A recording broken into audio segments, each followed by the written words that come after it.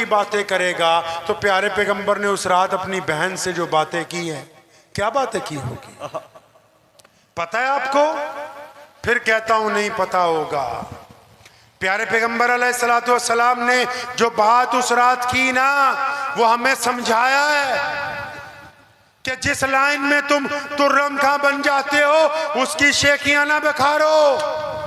सुनो, 10 साल बाद जब अपनी बहन से मिले, बासी खाना खा लिया, बिस्तर लग गया, फरमाया उम्मे हानी ने, या रसूलल्लाह आप आराम करें, कुर्बान जाऊं प्यारे पैगंबर अलैहिस्सलाम पर। फरमाया हानी आज आराम नहीं करना, आज की रात तो हम बैठेंगे।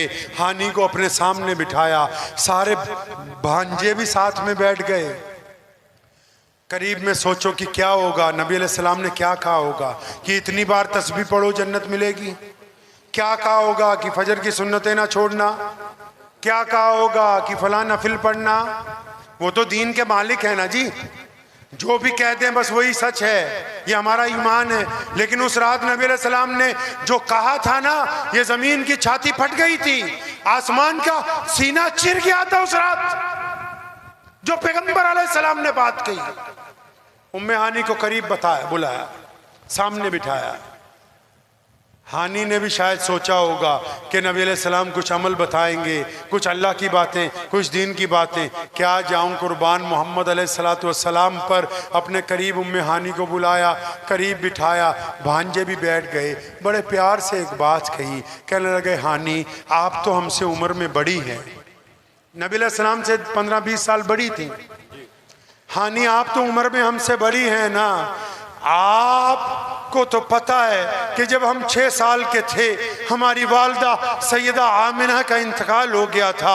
हानी आपने तो सैयदा को अच्छी तरह देखा है, हम अपनी अम्मा को अच्छी तरह नहीं देख सके। आप आज मुझे ये बताओ ना, मेरी अम्मा थी कैसी, उनका चेहरा कैसा था, वो बोलती कैसे थी, वो चलती कैसे थी? हानी कहती है नबी अलैहिस्सलाम अपनी माँ को याद करके रोने लगे। मैं सैयदा आमिना की सीरत बयान करने लगी। फरमाया अभी मैं बयान करते करते थकी भी नहीं, प्यारे पैगंबर ने दूसरा सवाल कर दिया। फरमाया ए हानी मेरी बड़ी बहना, तू तो जानती है कि मैं अपनी माँ के पेट में था, मेरे अब्बू सैयदना अब्दुल्ला मेरी पैदाइश से चंद महीने पहले चले गए।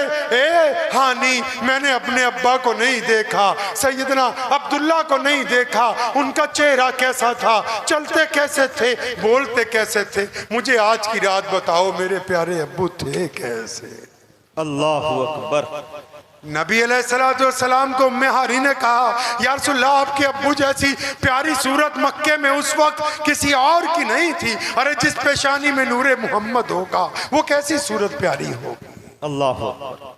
अभी अब्बा का जिक्र पूरा होता है तो चचाओं का जिक्र छेड़ते हैं, उनका जिक्र पूरा होता है दादा का जिक्र छेड़ते हैं। ये बात प्यारे पैगंबर ने हमें समझा दी कि अगर किसी बुलंदी पर पहुंच जाओ और फिर जब अपने रिश्तेदारों के पास जाओ तो अपनी बकौती ना हाँकने लगना, उन लोगों को याद रखना जो उस वक्त तुम्हारे साथ थे जब तुम्हारे साथ कोई दूसरा नहीं था। ये प्यारे पैगंबर नबी अलैहिस्सलातु वस्सलाम की वो सीरत है कि अगर हम रसूलुल्लाह की सीरत को अपनाएंगे तो कामयाब होंगे, अपनाएंगे इंशाअल्लाह। इंशाअल्लाह। बस ये पता करना है कि रसूलुल्लाह की सुबह कैसी थी, शाम कैसी थी, दोपहर कैसी थी, चलते कैसे थे, बोलते कैसे थे, खाते कैसे थे।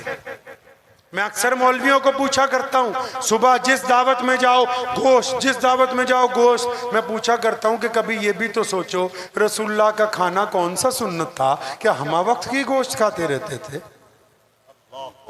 रसूलुल्लाह कैसी मसनत पे बैठते थे, रसूलुल्लाह कैसे कपड़े पहनते थे, रसूलुल्लाह करते क्या थे? अरे मुसलमानों, हमारी इज्जत प्यारे पैगंबर अलैहिस्सलाम से वाबस्ता है।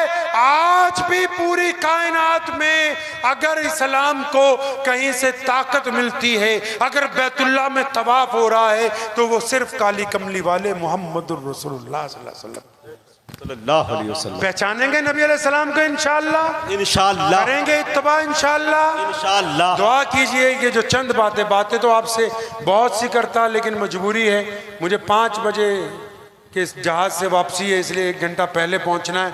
लेकिन ये वादा है, जब भी कभी मुजाहिद हबीबी साहब इंशाअल्लाह ताला आप बुलाएंगे तो अल्लाह ने चाहा ज़रूर हाज़िरी होगी। आप लोगों से मिलकर खुशी इस बात की हो रही है कि रात के 1-1.5 बजे तक भी आप प्यारे पैगम्बर अलैहिस्सलातु वस्सलाम की बात मोहब्बत से सुनने के लिए अभी तक बैठे हुए हैं। और याद रखो, जिसमें इश्क़ रसूल बाकी है बस वही ईमान वाला है। प्यारे पैगंबर नबी अलैहिस्सलाम ने फरमाया, जो अपने माँ बाप से ज्यादा, बच्चों से ज्यादा, माल से ज्यादा, और फरमाया जो अपनी जान से भी ज्यादा नबी अलैहिस्सलाम को चाहता है, बस वही ईमान वाला। बेशक। और सुनो, इस्लाम के सिर्फ 2 मकसद हैं, ये सुनते जाओ बात। 2 मकसद हैं। नबी अलैहिस्सलाम ने जब दुनिया को कहा मैं एक अल्लाह और उसके रसूल की दावत देने आया हूं, तो दुनिया को यह बताया था कि तौहीद में से मिलावट खत्म करनी है। और जब कोई गैर मुस्लिम दोस्त पूछता है इस्लाम का मकसद क्या है, छोटी सी बात है, प्यारे पैगंबर ने कहा कि जिसने कलमा ला इलाहा इल्लल्लाह मुहम्मद रसूलुल्लाह पढ़ लिया, उस पर वाजिब है कि दुनिया के तमाम इंसानों को बराबरी का दर्जा दे। अगर आप एक मुसलमान हैं तो एक हिंदू भाई के बर्तन में खाना आपके लिए जायज़ है। आप अगर मुसलमान हैं, एक सिख के साथ जफ्फी डालना आपके लिए जायज़ है। आप अगर एक मुसलमान हैं, एक दलित के साथ गले मिलना आपके लिए जरूरी है। अगर आप मुसलमान हो के किसी के धर्म की वजह से उससे नफरत करेंगे तो आपको अभी रसूलुल्लाह का दीन समझ नहीं आया है। अल्लाह अकबर। बेशक। हमें पाबंद किया, पूरी दुनिया को पाबंद नहीं किया कि सारी दुनिया वाले मुसलमानों, नहीं, हमें पाबंद किया कि हम इस्लाम की शक्ल सूरत बना के रखें। बनाएंगे इंशाअल्लाह। अच्छा, आप लोगों ने इस्लाम की फोटो देखी है भाई? अरे इस्लाम की फोटो देखी है आपने? बोलो नहीं देखी ना भाई, बोले देखी है। लेकिन आप अपने, आपके पास मोबाइल है ना? अरे मोबाइल है नहीं माशाल्लाह? आपके मोबाइल में जो कैमरा लगा हुआ है उससे एक प्यारी सी अपनी फोटो खींच लो और उसको ध्यान से देखो जी। वो फोटो इस्लाम की है। किसके लिए? हमारे हिंदू, सिख, ईसाई, दलित, बोधी भाइयों के लिए वही इस्लाम है जो हमारी शक्ल है। उन्होंने मस्जिद नहीं देखी, कुरान नहीं पढ़ा, हदीस नहीं सुनी, क्योंकि उनको जरूरत नहीं है।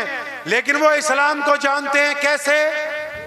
क्योंकि अब्दुल रहमान उनके साथ काम करता है, क्योंकि इमदादुल्लाह भाई का कारोबार उनसे है, क्योंकि जुनैद भाई उनकी दुकान से सामान खरीदने जाते हैं, क्योंकि शफी भाई उनके साथ पढ़ते हैं।